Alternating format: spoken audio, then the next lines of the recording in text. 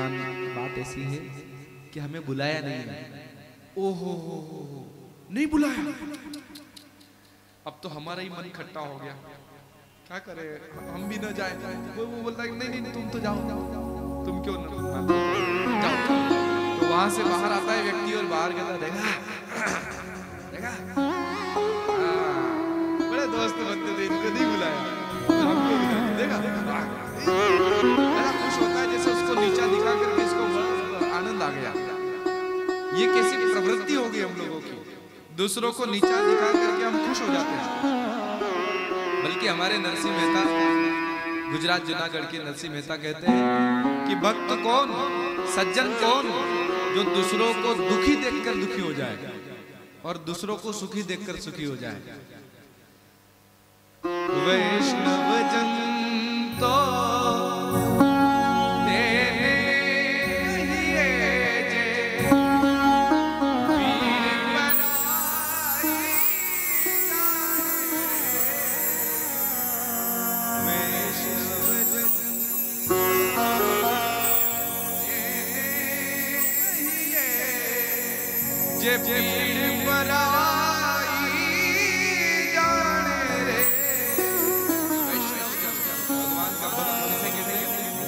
पीड़ पराई जाने, जो दूसरों के दर्द को समझता हो, दूसरों के दुख को समझता हो, दूसरों के दुख को देखकर खुद दुखी हो जाए, वो है वैष्णव। पर दुखे उपकार करे करने पहुंच जाए और उसके बाद भी मन अभिमान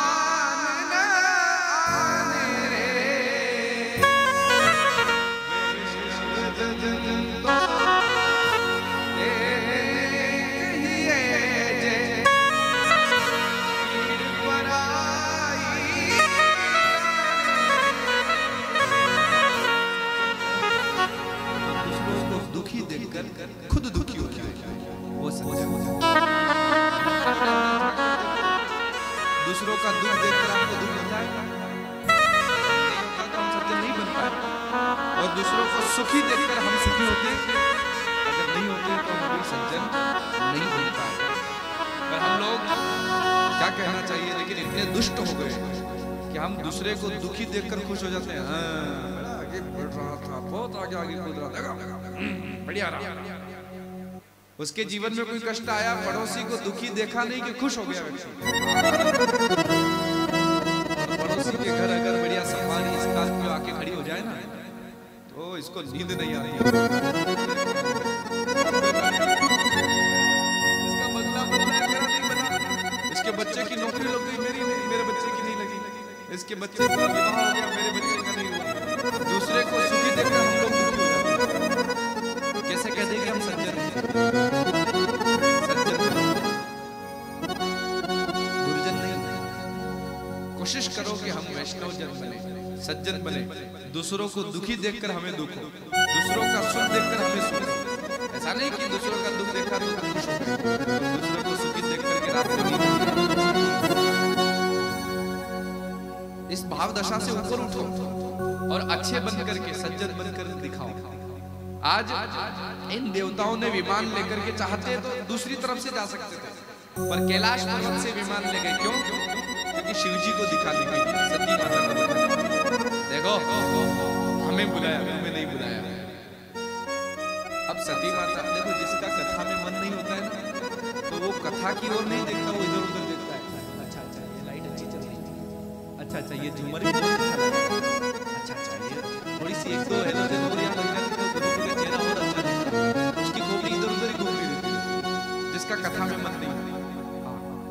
कोई बाद में आ भी जाए ना, तो साड़ी पहन के कोई आई तो उसको ही देखती, फिर बाकी माताएं कैसे झुमके पहन के आई, कैसे साड़ी पहन के।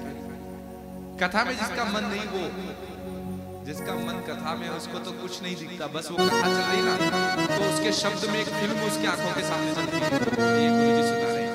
अगर हमारी आंखों के सामने वो पूरी फिल्म चल रही है कथा की, तो समझ लो कि हम कथा सुन रहे हैं। नहीं दिख रही तो अभी मन भटक रहा है। सती माता बैठी तो कथा में, लेकिन सती विलोके व्योम विमान देखाई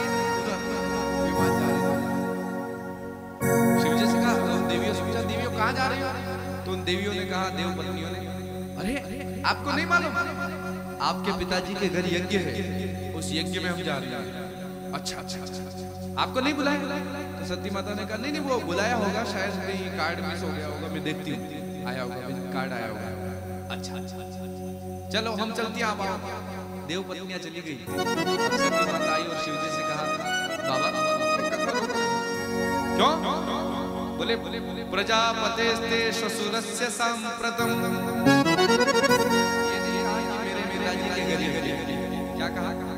प्रजापतेस्ते श्वशुरस्य, आपके ससुर जी के घर यज्ञ। उनका भी नाता याद दिलाया कि आपके भी कुछ लगते हैं। आपके ससुर जी के घर यज्ञ। हाँ तो चले। तो शिवजी ने कहा, निमंत्रण तो नहीं आया। तो सती माता ने कहा, मेरे पिताजी बड़े आदमी हैं, निमंत्रण देना भूल गए होंगे या डाक मिस हो गई होगी। बोले नहीं नहीं, ऐसा नहीं होता, बिना निमंत्रण के तो हम नहीं जाएंगे। बोले स्वामी, पति के घर, पिता के घर, गुरु के घर और भगवान की कथा में और पांचवा भगवान के मंदिर में बिना बुलाए जाना चाहिए, वहां निमंत्रण का इंतजार नहीं करना चाहिए। बोलो हर हर। कौन कौन से स्थान पर? पति के घर, आप मायके में हो और पति के घर कोई एकदम से उत्सव आ जाए, खबर न भी आए तो भी चले जाओ। पिता के घर कोई उत्सव हो, खबर लग जाए तो तुरंत पहुंच जाओ। गुरु के घर कोई गुरु पूर्णिमा उत्सव आदि हो और आपको पता चल जाए, तुरंत पहुंच जाओ। तीसरा, भगवान की कथा में खबर लग जाए कि कथा होने वाली है, तो आपके पास निमंत्रण आए या ना आए, खबर लगते ही पहुंच जाओ। और पांचवा, भगवान के मंदिर में, स्वामी महाराज का मंदिर है, भगवान शिव उधर विराजमान है, तो निमंत्रण का इंतजार नहीं करना कि स्वामी महाराज का प्रकट दिन आ रहा है तो उस दिन पालकी सोहला जो निकलेगी उसमें बुलाएंगे तो जाएंगे, बुलाएंगे तो जाएंगे। नहीं भाई, बिना बुलाए जाना चाहिए। बुलाने पर जाने पर क्या मतलब, वो तो व्यवहार हो गया कि आपको बुलाया और आप आगे काम छोड़ दिए, तो व्यवहार निभाने आए हो, भक्ति करने नहीं आए हो। भक्ति तो तब मानी जाती है कि आपको नहीं बुलाया, खबर नहीं आई, फिर भी आप पहुंच गए। भगवान के मंदिर की बात है भाई, वहां क्यों नहीं जाए? और मैं तो कहता हूँ भगवान के मंदिर में प्रतिदिन जाना चाहिए। मुझे बहुत अच्छा लगा जब पिछले वर्ष पिछली कथा हुई 2 वर्ष पहले, उस कथा के बाद पांडुरंग भाई का फोन आता था, हमारे समाधान लौहटे जो गोटू है उसका फोन आता था कि गुरुजी मंदिर में संख्या बढ़ गई है और लोग आ रहे हैं, नित्य दर्शन करते हैं, आरती करते हैं, भोग वाले आते हैं, शिव पूजन वाले आते हैं। तो मुझे बहुत अच्छा लगा हमारी कथा की यही हमने सफलता मानी कि आप लोग यहाँ आना प्रारंभ हुए। पर अभी बीच में कभी खबर लगी कि महाराज धीरे धीरे कुछ लोग बंद होते गए, कुछ उलझ गए संसार में। तो भाई देखो, सब जगह से बंद हो जाओ, पर भगवान के मंदिर से अपना नाता कभी मत तोड़ो। बाकी नाते टूट जाए दुनिया के चलता है, पर भगवान से जो नाता जोड़ा है ना, वो नाता ऐसा होना चाहिए जो कभी टूटना नहीं चाहिए। नाता एक राम जी से, दूजा नाता तोड़ दे। एक नाता भगवान से, बाकी नाते टूटे तो टूटने दो, भगवान से नाता नहीं टूटना चाहिए। और एक बात कहूँ, अगर आप मानते हो कि स्वामी महाराज की कृपा से आज हम जहाँ हैं, इनकी कृपा से, तो फिर तो कभी भी मत छोड़ो। पतंग आकाश में उड़े, पतंग उड़ाते ना आप लोग, आकाश में उड़े अच्छा है, पर उसकी डोर अगर नीचे कोई पकड़ कर रखता है ना, तो चाहे उतनी ऊंचाई पर जा सकती है, पर नीचे से अगर डोर कटी तो वो चाहे कितनी भी ऊंचाई पर है, उसको नीचे आने में देर नहीं लगेगी। बोलो हर हर। बात समझे आप? हम ऊंचाइयों पर बढ़े, पद मिले, प्रतिष्ठा मिले, पैसा मिले, अच्छा है, परंतु जिनके कारण हमें सब मिला, उन स्वामी महाराज के मंदिर आना जाना अगर छोड़ दिया तो पतंग वहां से नीचे आने में देर नहीं लगेगी। इसलिए सावधान, मंदिर जाना ना छोड़े।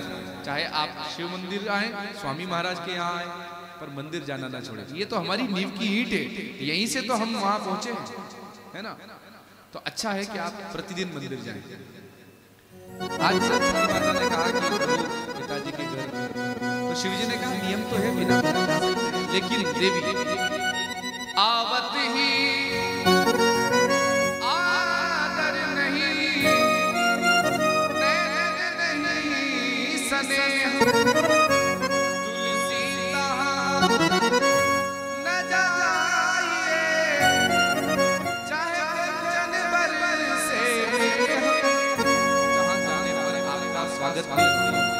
सम्मान नहीं होता, तुलसी तहां न जाई, चाहे वहां सोना बरसता हो, ऐसे स्थान पर नहीं जाना चाहिए। बोलो हर हर। परंतु ये माताएं सोच ले कि हमें पियर जाना है, तो फिर किस पति की हिम्मत सोमनाथ भाई रोक सकते? हाँ, चाहे फिर भले घर में कितना भी काम पड़ा हो, लेकिन राखी आई ना, मेरे भैया के घर जाना है, मतलब जाना है। फिर शिव जी नहीं रोक पाए तो आप और हम किस खेत की मूली है? शिव जी ने खूब मना किया, देवी मत जाओ, तुम्हारा बहुत अपमान होगा, बहुत अपमान होगा। पर सती माता नहीं मानी और सती माता गई। लिखा है शिव जी ने सती माता जब जाने लगी तो 60,000 गणों को भेजा। कितने गण कितने होंगे फिर? 60,000 तो साथ में यूं चले गए। अरे माता जी आप पिताजी के घर जा रही हैं? हाँ हम भी चलेंगे, चलो यज्ञ देखने। तो 60,000 गण सती माता के साथ में गए। गणाहा 60 सहस्त्राणी, 60 सहस्त्राणी अर्थात 60,000 गण साथ में गए। पर वहां जब पहुंची सती माता तो कोई भी सती माता से बात नहीं कर रहा था, क्योंकि दक्ष ने स्पष्ट कह दिया था कि मैंने शिव और सती को नहीं बुलाया है। उसके बावजूद अगर वे आ जाएं तो कोई बात नहीं करेगा, और अगर किसी ने बात की तो फिर वो मेरा वैरी होगा, शत्रु होगा। तो सारे देवता अब राजा की बात तो मानना ही पड़ेगी, तो कोई भी बात नहीं कर रहा था। भगिनी मिली बहुत मुस्काता, बहने आई, अरे सती तुम आ गई? बोले हाँ आ गई। निमंत्रण तो गया होगा? तो सती माता ने कहा निमंत्रण तो नहीं आया। अच्छा बिना बुलाए आई हो? अच्छा आ गई तो, लेकिन हम ऐसी नचती नहीं है, हमारे पास निमंत्रण नहीं आता तो हम नहीं आती, तुम आ गई तो बहुत अच्छा लगा। दूसरी बहन आई, सती तुम आ गई? बोले हाँ आ गई। जीजाश्री ने घर बनाया कि नहीं? बोले अभी तो नहीं बनाया, अभी तो ऐसे ही कैलाश पर्वत पर प्लॉट ही प्लॉट रखे हैं, भविष्य में कभी घर भी बना लेंगे। बोलो हर हर। पर आज तक कैलाश पर्वत पर प्लॉट ही प्लॉट रखे हैं। तीसरी बहन आई, अरे सती तुम आ गई? बोले हाँ आ गई। वो जीजाश्री ने कपड़े पहनना प्रारंभ किए कि बोले नहीं नहीं अभी भी बागंबर लपेट करके दिगंबरम वक्त्र विकिरण केशव। बहने आई लेकिन भगिनी मिली बहुत मुस्काता। मुस्काता और बहुत मुस्काता में अंतर है। मुस्कुराना अच्छी बात है, बहुत मुस्कुराना कभी कभी गलत हो जाता है। हंसो पर किसी पर मत हंसो। कोई बात हो जाए तो हंसी में उड़ाओ, पर हंसी मत उड़ाओ, किसी की हंसी नहीं उड़ाना। गलत समय पर हंसना भी गलत हो जाता है। आपको महाभारत की कथा पता होगी। महाभारत के युद्ध के कई कारण हैं, लेकिन एक कारण है द्रौपदी का हंसना। दुर्योधन आया और जल थल में परिचय अंतर नहीं समझ पाया, थल समझकर जल में गिर पड़ा, और उस समय द्रौपदी थोड़ी सी हंसती थी। और लिखा तो नहीं है महाभारत में, लेकिन ऐसा अन्य संतों से सुना है। और रामानंद सागर की जो महाभारत उसमें हमने देखा, उसमें कहा कि अंधों की संतान अंधी होती है, ऐसा द्रौपदी ने कहा। थोड़ी सी हंसती थी, और उस हंसी का बदला फिर दुर्योधन ने ये लिया कि आगे जाकर द्यूत सभा ये वो सब जो आप जानते हैं, महाभारत का युद्ध हुआ, और इतना विशाल युद्ध कि ना उसके पहले कभी हुआ ना आज तक कभी हुआ, एक गलत स्थान पर हंसने के कारण। इसलिए हंसना अच्छा है, पर कभी कभी गलत स्थान पर नहीं हंसना चाहिए, किसी की हंसी नहीं उड़ाना चाहिए। बोलो हर हर।